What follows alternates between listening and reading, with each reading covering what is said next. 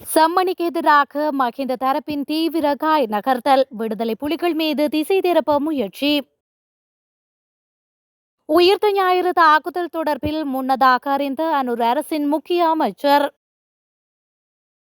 தலைமறைவான முக்கிய புள்ளி, நீதிமன்றின் அதிரடி உத்தரவு. உயிர்த்த ஞாயிறு குண்டு தாக்குதல், மக்களுக்கு அறிவிக்கப்பட உள்ள புதிய தகவல் பற்றி ஹரிணி வெளிப்படை. கட்சி நிர்வாகிகளை மாற்றுங்கள், பிளவடையும் நிலையில் சஜித் தரப்பு.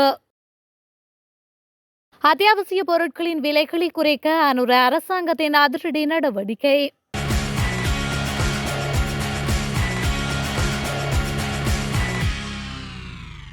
உயிர்த்த ஞாயிறு தாக்குதல் தொடர்பில் முக்கிய சில விடயங்களை ஜனாதிபதிக்கும் தற்போது அரசாங்கத்தின் பாதுகாப்பு பிரதி அமைச்சரும் அறிந்திருப்பதாக ஐக்கிய மக்கள் சக்தியின் நாடாளுமன்ற உறுப்பினர் சமிந்த விஜயஸ்ரீ குற்றம் சுமத்தியுள்ளார்.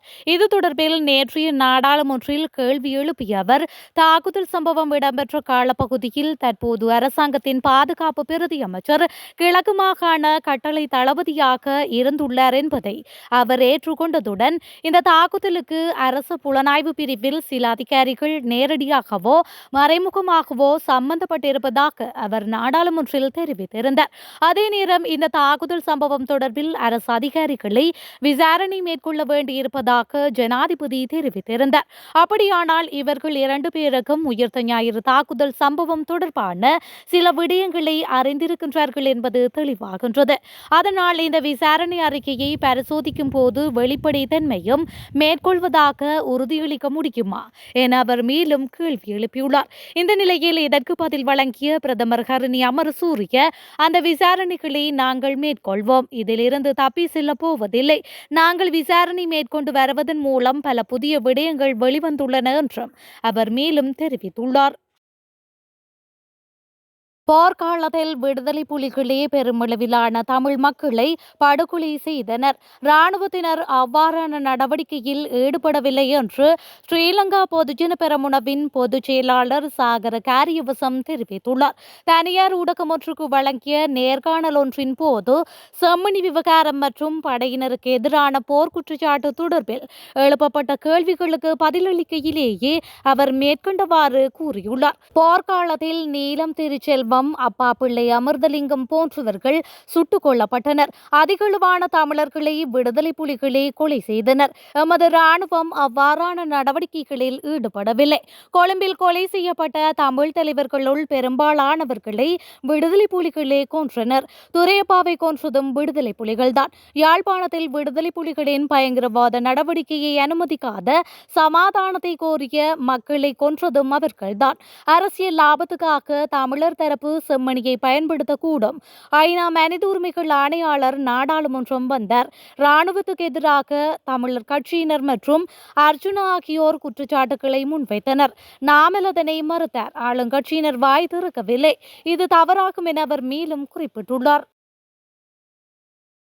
அத்தியாவசிய பொருட்களின் விலைகள் கணிசமாக குறைந்திருந்தாலும் அது போதுமானதாக இல்லை என்று விவசாய பிரதி அமைச்சர் நாமல் கருணாரத்ன தெரிவித்துள்ளார். எதிர்காலத்தில் அத்தியாவசிய பொருட்களின் விலைகளை மேலும் குறைக்க அரசாங்கம் நடவடிக்கை எடுக்கும் என அவர் மேலும் கூறியுள்ளார். விலைகள் மேலும் குறைய வேண்டும் என்பதை அரசாங்கம் ஏற்றுக்கொள்வதாக அவர் குறிப்பிட்டுள்ளார். அதற்கமைய எதிர்காலத்தில் விலை குறைப்பினை மக்கள் அனுபவிக்க முடியும் என எதிர்பார்ப்பதாகவும் பிரதி அமைச்சர் மேலும் தெரிவித்துள்ளார். எதிர்க்கட்சியின் தொகுதி அமைப்பாளர்கள் குழுவும் கட்சியின் மூத்த நாடாளுமன்ற உறுப்பினர்கள் 10 பேரும் நிர்வாகிகள் மற்றும் தலைவர்களை மாற்ற கோரிக்கை விடுத்துள்ளனர். கட்சித் தலைவர் சஜித் பிரேமதாசவை நேரில் சந்தித்து நிர்வாகிகள் மற்றும் தலைவர்களை உடனடியாக மாற்ற வேண்டும் என்று கோரிக்கை விடுத்துள்ளதாக கூறப்படுகின்றது. கட்சி தொடங்கப்பட்டதிலிருந்து கட்சியுடன் இருந்த கட்சியின் நிர்வாகிகள் மற்றும் தலைவர்களையே இவ்வாறு மாற்ற வேண்டும் என கோரியுள்ளதாக தெரிவிக்கப்படுகின்றது. மேலும் கட்சித் தலைவரிடம் இதுபோன்ற மாற்றங்களை செய்து பொதுமக்களுக்கு விருப்பமான தலைமைகளை அந்த பதவிகளில் நியமிக்க வேண்டும் என்றும் அவர்கள் கோரிக்கை விடுத்துள்ளனர். தொடர்ச்சியாக 6 தேர்தல்களில் ஏற்பட்ட தோல்விகளுக்கு தேர்தல் அமைப்பாளர்களை மட்டுமே குறை கூறுவது நியாயமற்றது என்று சுட்டிக்காட்டிய பிரதிநிதிகள், கட்சியின் நிர்வாகிகள் உடனடியாக மாற்றப்படாவிட்டால் எதிர்கால தேர்தல்களில் தோல்வி தவிர்க்க முடியாது என்று கூறியுள்ளனர். உயிர்த்த ஞாயிறு தாக்குதல் சம்பவம் தொடர்பில் மேற்கொள்ளப்பட்டு வரும் விசாரணைகளில் வெளிவரும் புதிய விடயங்களை தேவையான நேரத்தில் மக்களுக்கு அறிவிப்போம் என்று பிரதமர் ஹரணி அமரசூரிய தெரிவித்துள்ளார். இதில் மறைப்பதற்கு தேசிய மக்கள் சக்திக்கு எதுவும் இல்லை எனவும் பிரதமர் குறிப்பிட்டுள்ளார். நாடாளுமன்றத்தில் நேற்றைய தினம் இடம்பெற்ற அமர்வின் போது அவர் மேற்கண்டவாறு குறிப்பிட்டுள்ளார். தொடர்ந்தும் அவர் தெரிவிக்கையில், உயிர்த்த ஞாயிறு குண்டு தாக்குதல் சம்பவம் தொடர்பில் புலனாய்வு செய்து விசாரணை செய்ய ஒரு ஆணைக்குழுவே நியமிக்கப்பட்டிருந்தது.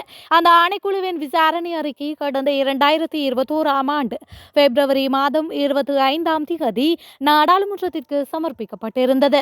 மேலும் விசாரணை ஆணைக்குழுவின் அறிக்கையின் பரிந்துரைகளை நடைமுறைப்படுத்துவது தொடர்பில் தற்போது சட்டமா அதிபர் திணைக்களத்துக்கு சமர்ப்பிக்கப்பட்டு அது தொடர்பில் ஆராயப்பட்டு வருகின்றது. அதன் பிரகாரம் சட்டமா அதிபரால் பரிந்துரைக்கப்படும் இறுதி பரிந்துரையை அடிப்படையாக கொண்டு எடுக்க வேண்டிய அனைத்து நடவடிக்கைகளையும் மேற்கொள்ள அரசாங்கம் பின்வாங்காமல் நடவடிக்கை எடுக்கும்.